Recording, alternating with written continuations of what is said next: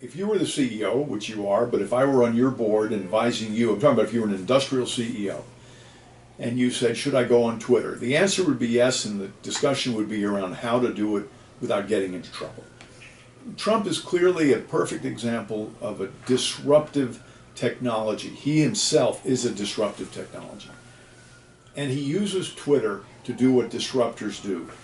They bypass and evade the gatekeeper, which is the media, and he speaks directly to his constituents. Now, in the old days, we had fan clubs and newsletters and things like that. They weren't very effective, but essentially this is an analog to those days. Trump is doing it very effectively. The downside is it's hard to convey nuances in the media, and so he's constantly having to, and will, I think, having to walk back certain aspects because it lends itself to misinterpretation, purposeful or otherwise.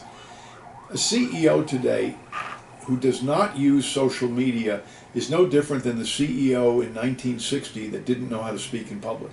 At one time it wasn't a valuable talent, and right now a CEO, if you're going to communicate, and they have to communicate to people in the channels that they're watching and listening, you've got to be adept at social media. I think the question is you've got how, and there are not many people that are good at that.